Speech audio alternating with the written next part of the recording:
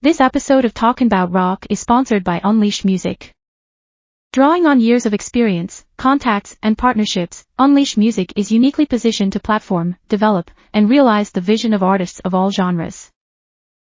Achieve your goals by partnering with Unleashed Music and take advantage of their decades of experience to help you create and execute your marketing campaign. Visit unleashedmusic.com for more info. On this episode, Chris Catero from the Imperfected.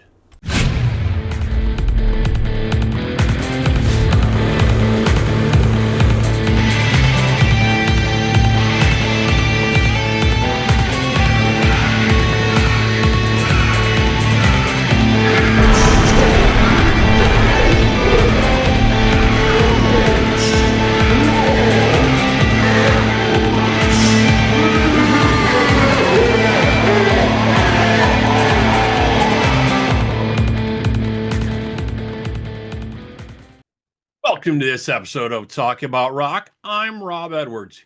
Here we bring you rock reviews from veteran and upcoming artists. Subscribe on our YouTube channel to stay up to date. Follow us on our social media and our website, talkingaboutrock.com. Today's guest started as a music promoter and event coordinator before signing his first record deal and becoming a recording and touring artist. Here to speak with us about his latest project, The Imperfected, let's welcome Chris Catero. Hello, Chris. Can you hear me? Hey, thanks for having me on. Yeah, great, man. Okay, just making sure that you were responding. Okay, no problem. All right. So look a little bit through your history here. You grew up in the 70s and 80s rock music. You started off promoting shows, then you got signed. Do you think that gave you a better understanding and insight than maybe a lot of other musicians that got started? Yeah, I mean, I was always, I started off as a musician. I was playing in cover bands in college, but I got an opportunity to work for a lady named Barbara Hubbard at New Mexico State University. And she had a program that you literally worked in the real world of music business. So, we booked shows into our arena that I worked at. I promoted, marketed them, the whole nine yards. And this was all going on while I was simultaneously still, I was young and green, starting out trying to get, my first original bands off the ground, and which sort of came around simultaneously. But yeah, certainly I got some world experience at good old New Mexico State University. To kind of show me there was a little bit more to it than just playing music, so to speak. Yeah, because I think that's something that a lot of artists, and to this day, struggle with, is learning how to promote themselves correctly and what that entails. And obviously, in this day and age, that's always changing, right? Yeah. Well, it's totally today. It's a moving goalpost all the time. Right. How to promote yourself and what to do. It's. I mean, from the time when I started, I signed my first record deal in the mid '90s, and it was just totally different, then as it is now.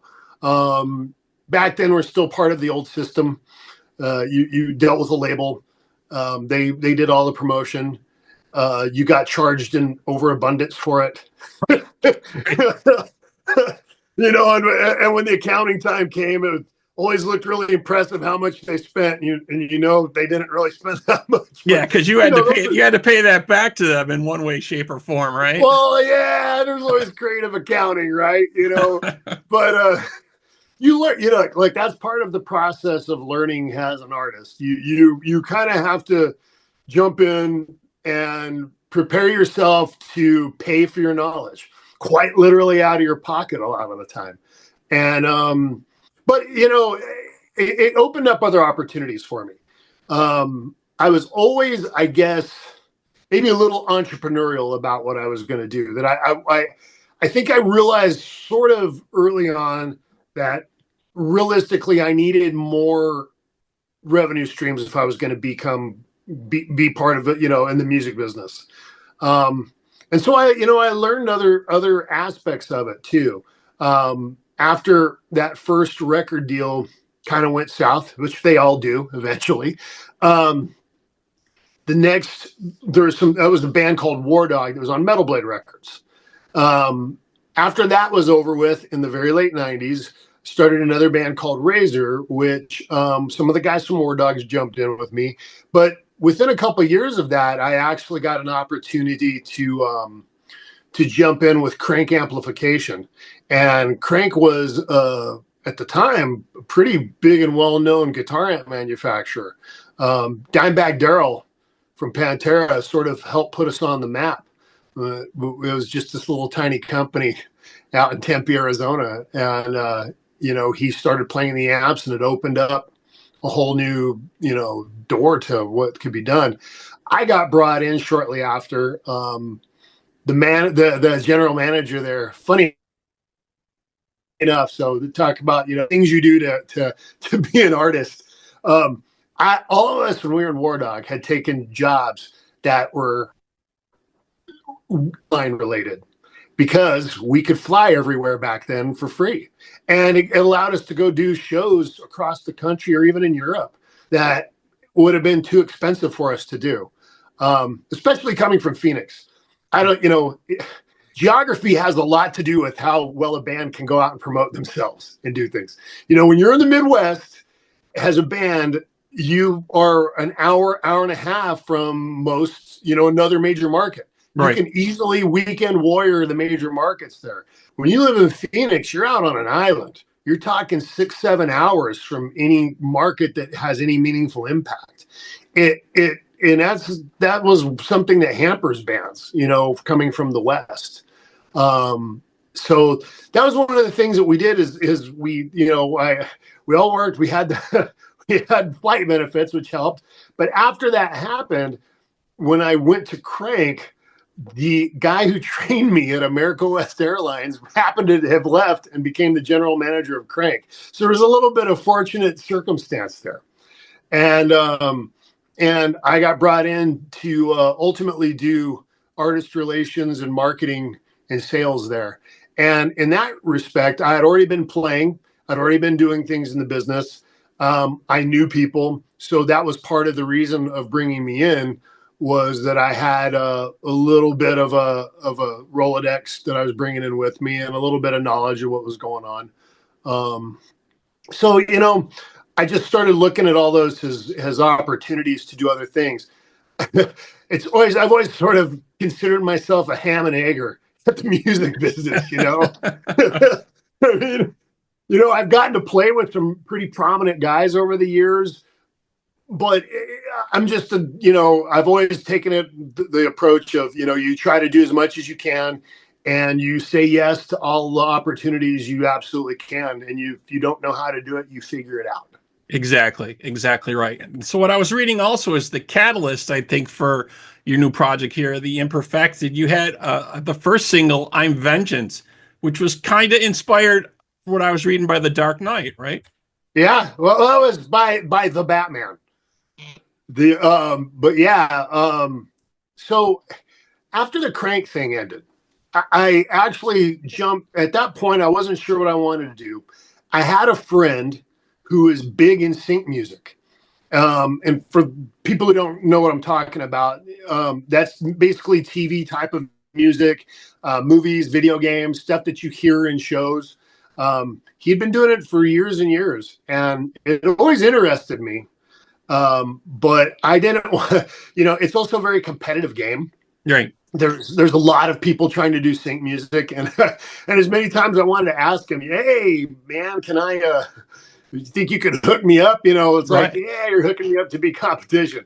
But he was running a guy named Steve Womet. And Steve, you may not know the name, but you know some of his work. He did a lot of the Guitar Hero 3 stuff. Like The Devil Went Down to Georgia was actually Steve. Oh, okay. As well as my Razor singer singing the song, coincidentally enough. But so he brought me in and had me do a couple things for him for a library he was overseeing, and it kind of kickstarted me. And I started doing primarily sync music, with just picking up the occasional gigs here or there, or I've always been, again, putting my having irons in the fire in different ways. I've done video, I've done graphic design, things like that. So it was just another thing to try to do what I was doing, you know. But yeah, sync music has primarily been my occupation and thing for the past few years. And one of the things when you do stuff for libraries, they own the music. You know, you get kind of a brief from them of what they're looking for. You create some stuff. As soon as it's said and done and they approve it, it goes off into the nether for them to go, you know, put into their library, and you move on to the next. It was a weird thing at first jumping into that from being an artist, because as an artist, you sort of, I don't know, you hoard your ideas, right? Exactly. You feel like you go, oh, that's a great idea, you know. Do I really want to like let this idea just live with this library now that, you know, and it was a weird thing to get your brain around, going from artist to being what I would consider a commercial artist, where you're just creating, you know, media for people. Right. But one of the things that I realized in that was that I could create an artist entity for myself, which was the Imperfected, in which I could take all the ideas that maybe didn't go to certain, you know, these certain libraries or whatnot.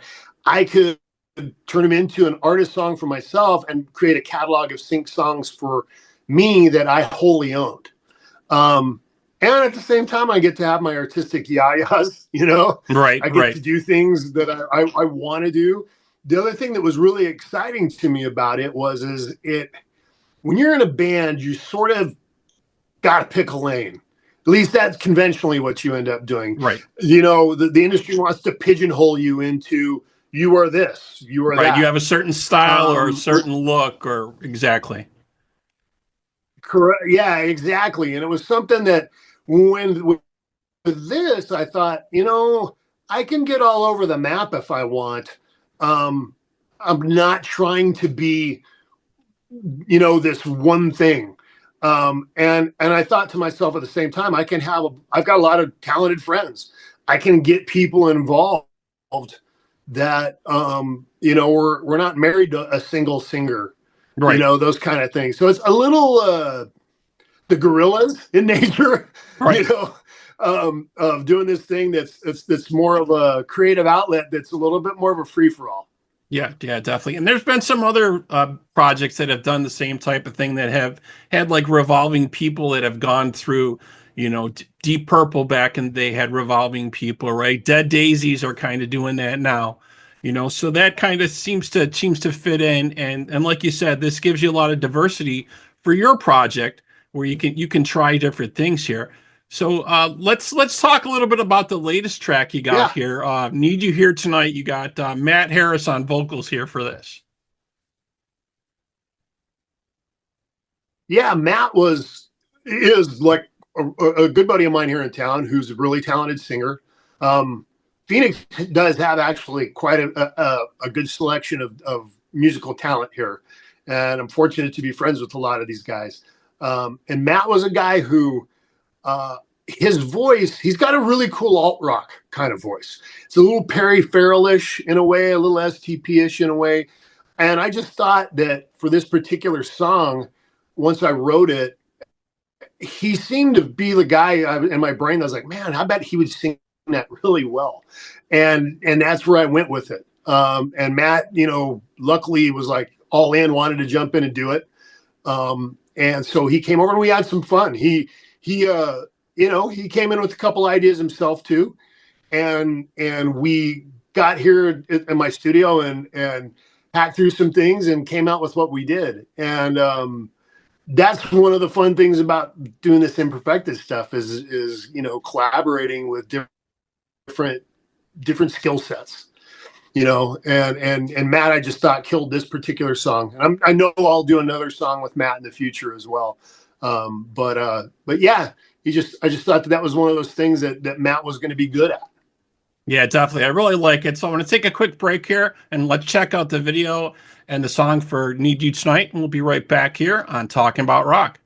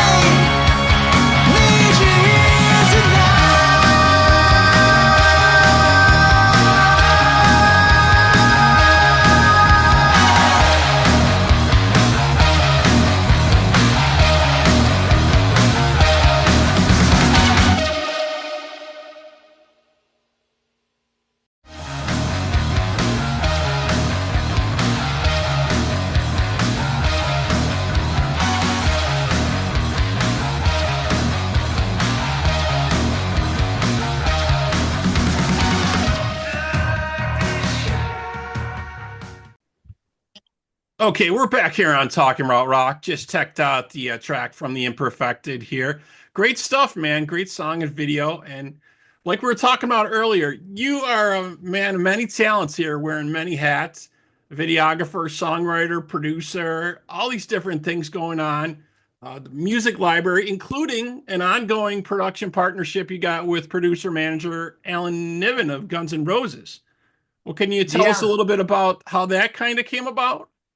So Alan and I became friends at towards the end of my tenure at Crank. He had an artist he was working with. Now, Alan lives here in Arizona as well. He lives up in Prescott. And he had an artist he was working with who really liked the amps, had called me up. And Alan and I just sort of hit it off pretty much from the get-go. And then he, through the course of having conversations and working a little bit, he heard my own band and then he got intrigued by that. And he came and kind of sat in with us to do a session to see what he, kind of investigate it. And after the session, he wanted to work with us. So what ended up happening was Alan and I had such a good time working this last Razor record that we did together. We worked well together and we have a very similar mental process to things. And we both decided we thought it'd be great to continue working as a production partnership. But Alan's a very close friend of mine too. I've considered him from the get-go kind of more of a mentor where we've turned into more peers to each other. I mean, he's a guy who's talk about a guy who's done a million things in his career. He's known for the Guns N' Roses, saga. You could call it that during his time. Yeah, definitely. It's definitely a saga. White. Yeah, yeah, it's a saga, and it certainly was when he was around with it. And Great White, which when you have to think about it, he was dealing with Jack Russell and Axl Rose simultaneously, so that would make any person go crazy. But Alan also was really instrumental in a lot of people's careers.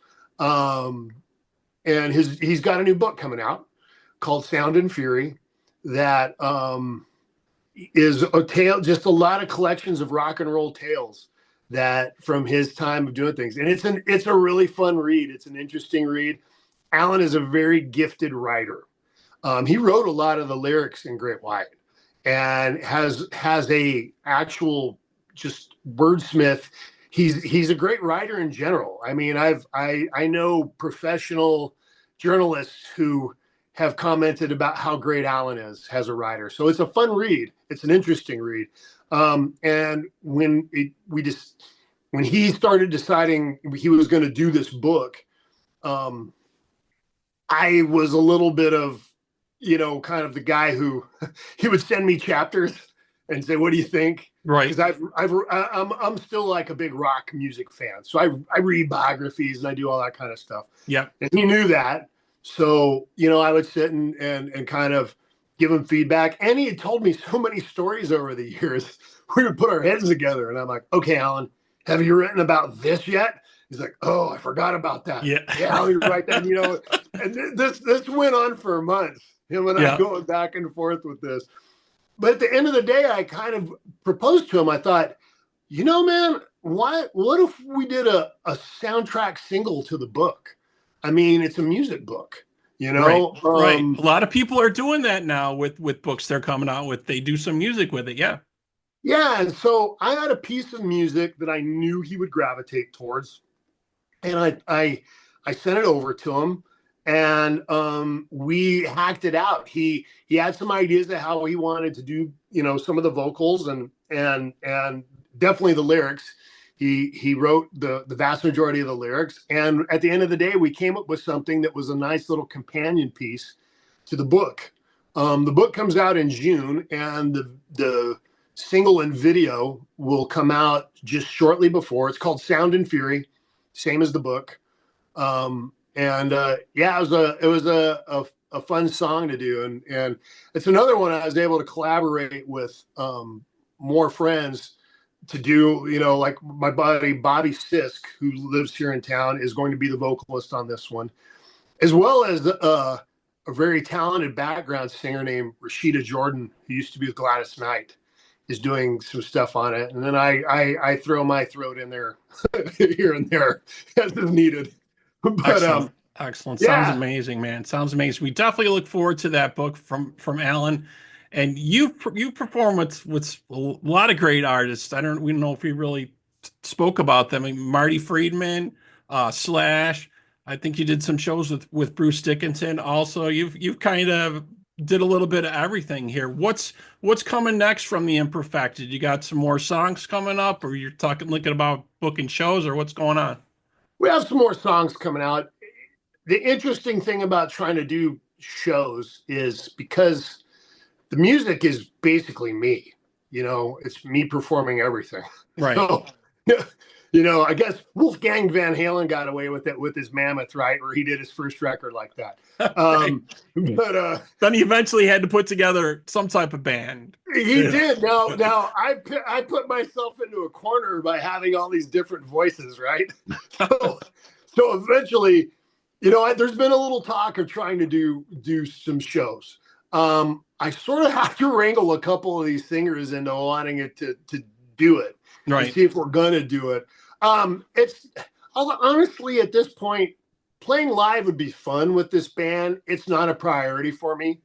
I've got so much other work that I do and things like that it would have to be a specific block of time to be able to do some things like that. I'm not discounting it though, because we've talked about it. A lot of the material, if you go back and listen to what I have out so far, I'm singing on a few of the songs. The stuff coming out is going to feature more guests. Minus there's going to be one I'm definitely singing a Motorhead tribute kind of thing that I'm doing called Lemmy Made Me Do It, which will be out sometime in the summer. Awesome. I'm a massive Motorhead fan. Excellent. That sounds great. Yeah. So definitely. that's a fun one for me to do. But yeah, there's a little bit of play it by ear with this. The next big thing though is really going to be trying to help Alan with the launch of his book and that single with that. So I'm sure I'll be busy through the end of the year because I do have a few other releases that I want to come out with. Excellent. Yeah, very cool. Well, you've done so much and you're into all the different aspects of the music business. For our listeners out there, do you have any advice for new artists or bands starting out? Maybe something they should concentrate on or think about when they're trying to get their product moving? Go to school and don't do it. I got to say, it's one of the hardest right now. Is probably one of the hardest times ever to try to do anything in the music business because there's so little money to be made now. I mean, there was realistically, if you go back in time, even back when there was actual money to be made, it was a fraction of what was being made by the labels, right? Right. And the labels have just figured out a way to not lose any profits, but basically screw the artists through their own streaming deals, the percentages they take for streaming. It's like ridiculous. It's ridiculous. And it's actually hard the touring business has not been easy as of late either. Oh no, definitely not. So, you're kind of starting to, what are you going to do? I see a lot of artists trying to utilize things like TikTok and whatnot. I just think they're horrible formats I mean, they're great formats for creating a little buzz of certain things, but they're horrible formats for trying to actually, if you want to be an artist and you have this song you want to promote, like TikTok, you can't put up more than 60 seconds of music. Yeah. You have to compact your art down into the quickest, easiest form. And that's probably easier to do for pop artists. For rock artists, that's not an easy thing to do. Yeah. The only medium really now is YouTube, where you can have different things on there and play your different shows. But that's kind of turned into more of a promotional tool for bands that want to show their promos and stuff to get gigs at this point. It really is. So, I wish I had some golden advice to impart upon people, but I really don't at this point because, I think to myself, I'm like, man, I'm glad I'm not like, just trying to start in the music business at this point. I will say this, it's more of a young man's game than it ever has been, or young person's game, should I say, because there's a lot of women who are trying to rock now, which is awesome. But you have to be able to go out and just kind of live in squalor for a moment to try to make that work. There's really no getting around that. I don't know that there's any cutting corners at this point to make it. If you do, one of the biggest problems that always happens in the music business is, artists always want to point to somebody who had this flash bang lightning strikes moment that catapulted them to the top. They're pink unicorns, man. Like it is the exception, not the rule. And in the music business, it is really the exception. Yeah. The rule is everybody else flogging it out and hoping you're going to catch a break, which may never, ever come. Yeah. So, if I was to say anything from a standpoint of advice, is to try to be as original as you can be. If you hear everybody doing what you're doing, everybody who's on the radio or whatever doing something, don't do that, because you stand no chance at that point. It's, right. Try to be as original as you can. Create, something that doesn't have a ceiling that is, mired in lack of originality. That would be my biggest thing. And then at that point, you're going to have to just go out and you're going to have to hire promotions people. You're going to have to go shoot your shot and see what happens. There's no easy way in or out. Yeah, definitely. Very good advice. Very good advice, man. So folks out there, you can check out the Imperfected. The new song, Need You Here Tonight, is out now. Thank you to our sponsors, Unleashed Music and School of Rock North Buffalo. And we hope you all join us for our next episode of Talking About Rock.